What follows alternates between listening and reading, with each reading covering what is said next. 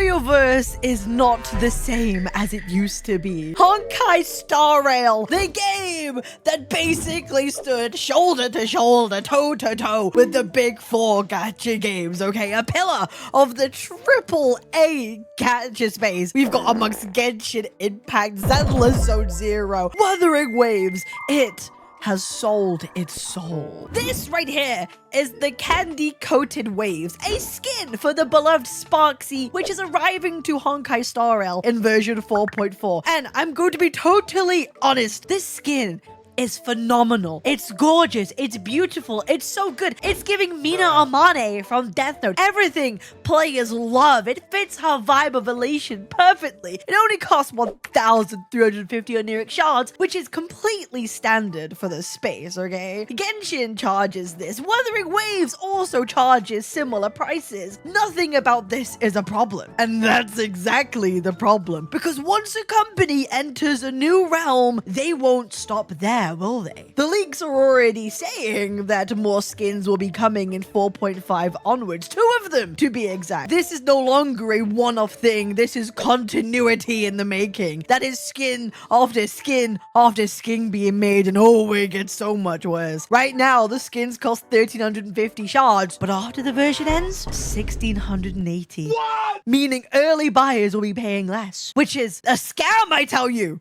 Somehow. Give me a second. It's a scam. See, there's a new rule in this genre of games, in gacha games. There's basically a new universal law of physics that we could really apply of reality to this. Adding skins to a gacha game is an admission of inferiority. Selling cosmetic skin items basically means confessing that you are unable to sell characters as a game. You are not confident enough to be able to make money solely based on the characters that you release. Those are the rules. Okay, I didn't make them. I watched a 20-something minute video basically saying this fact, okay? Sure, people actually complain in other gacha games that they don't add enough skins. People will often say in Genshin, oh man, if only they added more skins, then I would add, why is Kuro why is Hoyo not adding more skins? I would be spending more money in Hoyo if they did. But adding skins is an admission of inferiority in the gacha space, because you're basically admitting that you can't make as much money on characters, which is why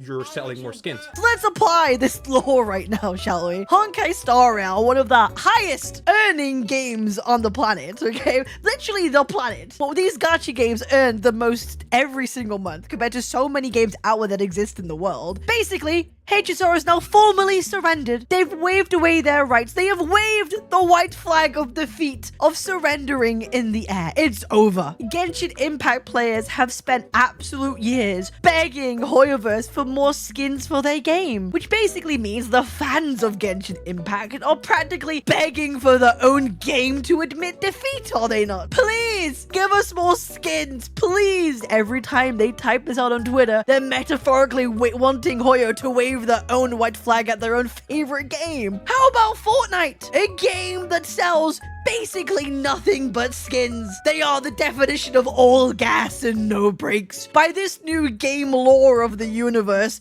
they must be the most desperate, failed company in existence in the history of gaming entertainment. My absolute condolences to Epic Games. Oh, and don't get me started about League of Legends. I can't even say it. 15 years of pure, uninterrupted admission of defeat and greed. All gas, no brakes by Riot. Honkai Star Rail is now facing the same fate.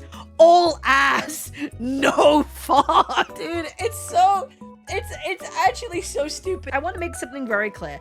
Skins are nothing new to gacha games, and they never have been. They have always been something which is optional for you to invest in. They don't affect meta. It's purely a visual choice, and a company wanting to make skins, it's never been an admission of that a game is failing or not succeeding. It makes literally no sense. You need a player base to exist in the first place to care about characters in order to get skins for them in the first place. You're not going to get a skin for a character that doesn't exist. What? Oh, here's this Mornier skin that they released. Oh, wait, you don't have Mornier? Oh, tough luck. No one's getting a skin for a character they don't already have. It makes absolutely no sense. Skins have always been an optional thing, and it's never been an admission that, oh, you have to make skins because you can't make money elsewhere. Wuthering Waves has just shown that their Edgerunners collab did absolute numbers for their revenue. I mean, did anyone expect anything less? We all knew this was going to happen. Anniversary was successful. Edgerunners collab has been successful. It's a game that makes a lot of money. It's never been in the trenches. It's never been a game that's been struggling at any point. And all the indicators have always pointed that it's had like such a massive success. And the skins are not the end all and be all. And we know Kuro Games, look at PGR. They release like frames so often. Skins have always been people that I've loved to do with Kuro Games, and people thought it was kind of strange for so long that they didn't end up making more skins. Probably because, let's be real, the production of 𝑬𝑽𝑬 was way more focused on upping up its story quality and everything else around it, and now they have the resources and times to maybe start adding more skins or adding more things into the game visually for people now that they can and do have the time and resources, and it's optional, so who cares? I think there's definitely a conversation to be had about predatory mechanics in gacha games that we should be aware of and take note of, but I think sometimes saying big overarching statements don't actually add anything or aren't helpful or are just assumptions can actually be more harmful than helpful to the games that we play and love, because we absolutely should be critiquing these gacha games when they do things that aren't very, let's say, consumer friendly. I 100% agree to that, but I think they have to make sense. And we have to be sensible about it too. But this has just been particularly funny. I also think it's really important we don't treat these gacha companies like they are some monoliths personified with conscious emotions, right? Oh, a gacha company feels upset that they're not making as much money as this company, that company.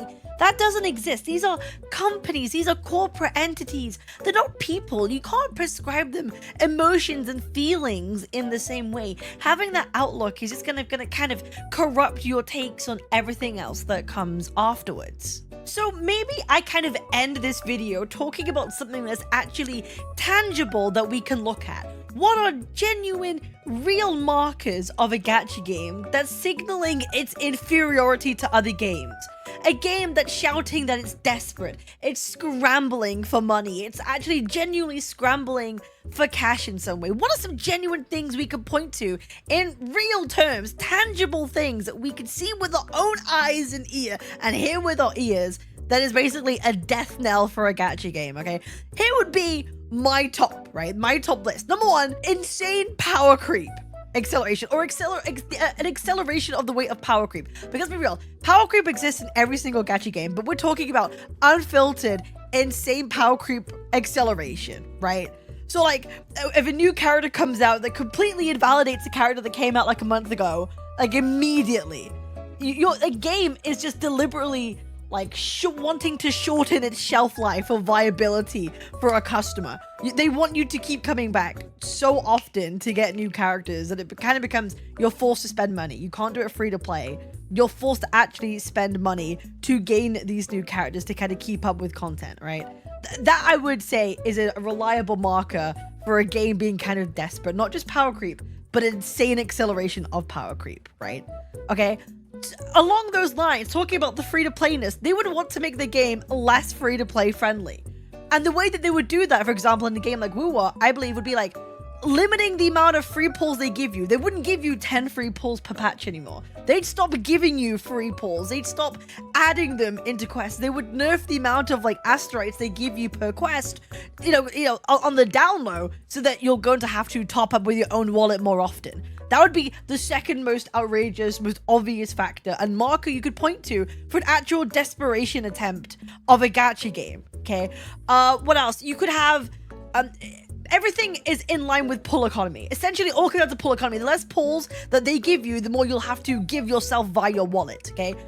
Power creep rate, the rate that they release characters to will contribute to that. The more characters that they put out, the less pulls they give you, the more you have to fork out, right? Instead of going for 2 characters a banner, they give you 3. Does that ring any bells? They give you maybe 3 characters per banner, or they shorten the amount of weeks that a banner is open for. If they do that more often, that's more indicative of a game maybe becoming a bit desperate. If they stop making good content maybe for the main quests, right? suddenly they stop caring about the quality of their story. Maybe they stop having characters with insane, animations or cinematics. They stop doing that, right? Because they don't have enough time nor resources to get those things done. That would be more indicative of a game that's desperate just for money, which is just them releasing characters. But a game like 𝑬𝑽𝑬𝑽, for example, we know time and time again, they care about their animations, they care about the look of their game, they care about making that attachment, that connection. They clearly place time into it. Whether you like the story or not, you cannot deny that they put time into those things. And if they were desperate, why would they focus so much on something that doesn't get them immediate income like that, right? It wouldn't make sense. So those are some more obvious factors of a game admitting inferiority and desperation to me than just optional skins that don't affect meta.